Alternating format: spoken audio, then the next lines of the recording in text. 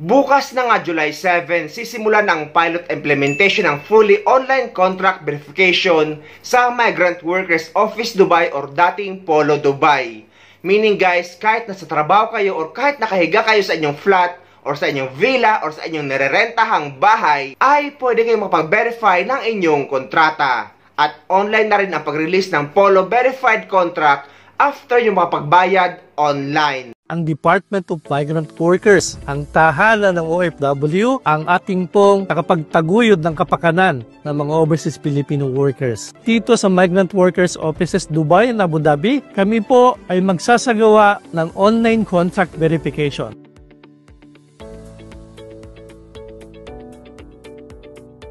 IB, you have underwent the process of the online contract verification. Yes.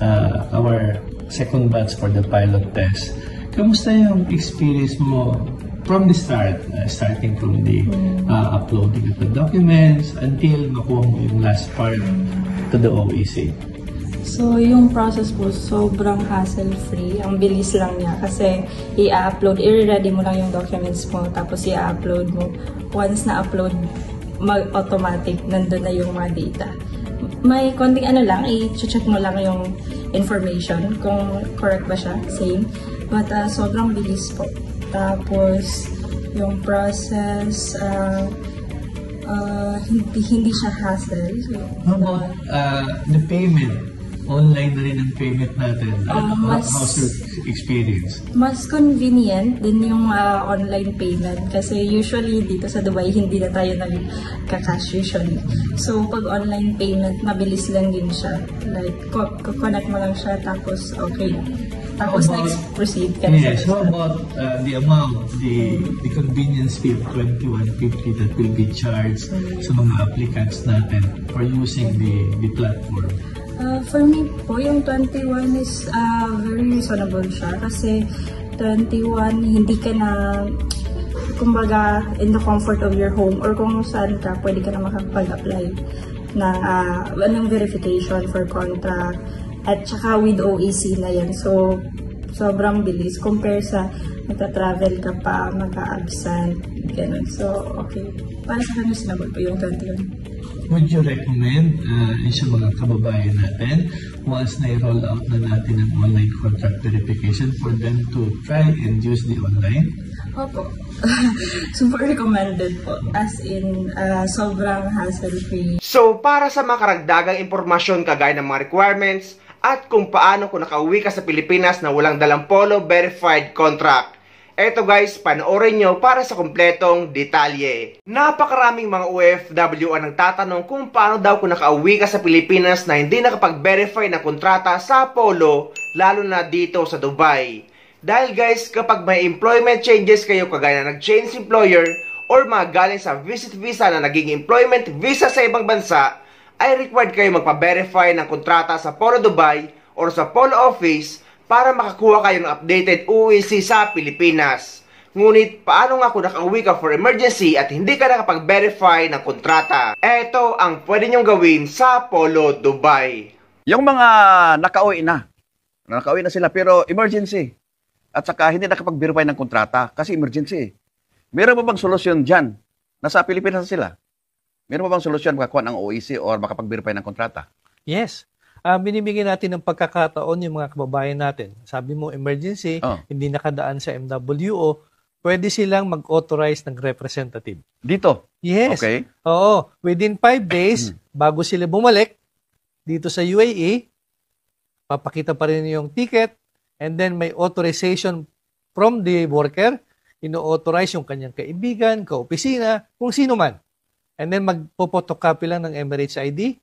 Yung representative na yon, siya ang magdadala ng mga dokumento sa MWO, tatanggapin namin yon at kukumpleto lahat na ayon, i-stamp namin, magbabayad siya, at ang gagawin ng representative, i-scan yung mga dokumento, hindi kailangan ng original. Scan. I-scan ang dokumento, i-send dun sa worker para pagkuha niya ng OEC sa Pilipinas. Okay, so, meron, maganda kasi meron siyang mga kaibigan dito. What if wala talaga siyang kaibigan to ma-i-authorize? Sa Pilipinas lang siya. Mayroon bang paraan doon sa Pilipinas? kinakalungkot ko, pero ang verification kasi ay ginagawa lang sa worksite sa mga MWO. Ang ginagawa lang na pwede mong kuhanin sa Pilipinas sa OEC, pero hindi contract verification. Kasi may nabasa akong tungkol sa, may nagpagsabi sa akin, gusto ko lang ma-confirm. Yung nag-execute siya ng undertaking, ano to? Ayun ay discretion ng discretion ito ng Department of Migrant Workers. May mga pagkakataon na gano'n na pinagbibigyan nila na nag-execute ng undertaking para pagbalik mo dito sa UAE, doon ka magpapa-verify at kailangan i-forward mo sa DMW yung verified contract. Pero ang sa akin, para mas sigurado tayo, kasi baka mamaya hindi kayo qualified for that undertaking. Yun lang. Kasi ito ay depende sa DMW. Mas maganda through a representative. Delikado. Pag hindi ba approve sa Pilipinas, Yes. hindi ka makakuha ng OEC, hindi ka makabalik. Mas maigi pa rin talaga guys kung uuwi kayo sa Pilipinas at may pagbabago sa inyong kontrata or sa employment status tulad na ng mga nag-change employer, change job site, change company name kahit pareho pa rin ang owner, nag-change position at yung mga babae na napalitan ng apelyido sa kontrata, visa at sa passport at yung mga galing sa visit visa na nag-employment visa sa ibang bansa. Dapat magpa-verify na kayo ng kontrata sa Polo Office sa bansa kung saan kayo nagtatrabaho para makakuha kayo ng updated OEC sa Pilipinas. Dahil kapag umuwi kayo na walang Polo verified contract at wala kayong representative or mag-aasikaso sa ibang bansa ng Polo verified contract nyo, kagaya ng sinabi sa video ay posibleng hindi na kayo makabalik. O paano naman daw yung mga hindi marunong online? Ang sagot guys, hindi naman nila aalisin ang walk-in one day before flight. So kung ang flight nyo ay mapapatak ng weekdays kagaya ng Tuesday, Wednesday at Thursday, ay pwede na kayo mag-walk-in one day before ng flight nyo. Dalhin nyo lang ang inyong ticket at kumpletong requirements. Ngunit kung napatak naman ang flight nyo ng Friday, Saturday, Sunday at Monday, ay pwede na kayo mag-walk-in ng Thursday. At ito pa ang isa sa mga tanong ng mga OFW dito sa Dubai. Ano naman daw ang mga requirements sa pagpa-verify ng kontrata? Ang sagot guys ay ito, para sa mga skilled workers or mga nagtatrabaho sa labas, ang mga requirements sa pagpapa-verify ng kontrata ay number 1. Ang inyong valid contract na may basic salary requirements na 1,500 dirham. Kapag mababa sa 1,500 dirham ang salary nyo, ay dapat itong ipa-amend or ipabago ng employer nyo or ng inyong company. Number 2, ang inyong valid passport na dapat valid pa 6 months pataas. Pero kapag below 6 months ay dapat guys mag-renew na kayo sa Philippine Embassy dito sa Dubai. Number 3, ang inyong valid visa. Ngunit dito sa United Arab Emirates, ang visa natin ay ang ating Emirates ID na. So ang Emirates ID na ninyo ang ipapapotocopy nyo at yun ang dadalhin at ipapakita nyo sa MWO Dubai. At kung dati ay merong certificate of employment pero ngayon ay wala na sa list of requirements. Pero kung makakapagdala kayo at makakahingi kayo sa inyong company, ay mas maigi. Lahat din ng mga requirements na yun na nabanggit ay pareho sa mga requirements ng mga sea-based worker dito sa Dubai or sa United Arab Emirates. Sila yata yung tinatawag na free zone visa. At iba ang kontrata nila na merong downloadable form na ilalagay ko sa description ng video na ito at pwede nyo ma-download direct sa MWO Dubai website. Para naman sa mga household workers or mga nagtatrabaho sa bahay dito sa Dubai, ito ang mga requirements sa pagpapa-verify ng kontrata sa Polo Dubai. Number 1, ang inyong labor contract. Number 2, ang inyong addendum form na ilalagay ko sa description ng video na ito, ang downloadable form ng addendum form. At pwede nyo rin ito ma-download direct sa MWO website. Number 3, ang inyong valid passport. At number 4, ang inyong valid visa na Emirates ID na natin. So Emirates ID na rin ang ipapapotocopy nyo kapag magpapa-verify kayo ng kontrata sa Polo Dubai. Lahat ng mga requirements na nabanggit ay kailangan nyo magdala ng 2 sets photocopy. Dahil yung isang set ay kukunin nila at yung isang set naman ay ibabalik nila sa inyo na may tatak na verified na ang kontrata nyo. At para sa karagdagang mga impormasyon ay bisitahin yung MWO website at dapat guys naka-follow kayo sa Facebook page ng MWO Dubai para updated kayo sa mga update or mga pangyayari sa mga OFW dito sa Dubai.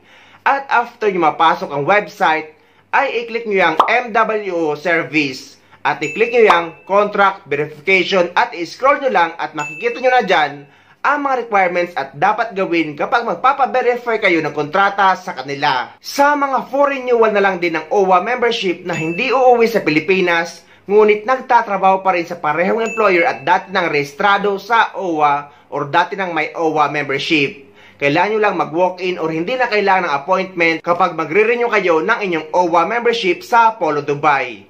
Pwede na kayo sumadya sa kahit anong araw. Dalhin nyo lang ang mga requirements kagaya ng inyong valid contract, any proof of employment, ang inyong valid passport, Emirates ID at 92 dirham para sa inyong OWA membership renewal.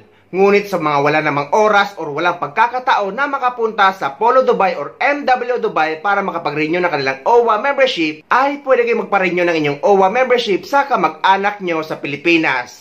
Paano? Eto. Yung mga OFW natin na gustong magpabayad, yung mga walang panahon pumunta sa embassy para personal na magbabayad at gusto nilang i-renew ang kanilang OWA membership, eto lang po ang requirement, simpleng-simple lang.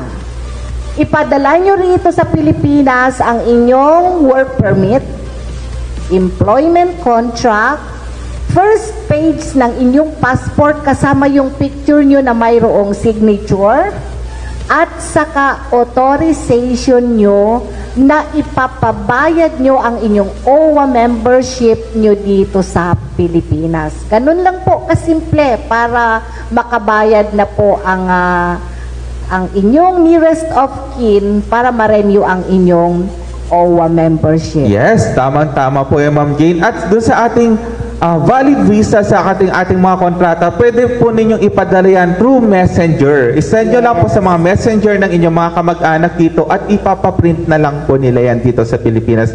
Hindi nyo na po kailangan i-courier. Through messenger na lang po yan or email. Ayan.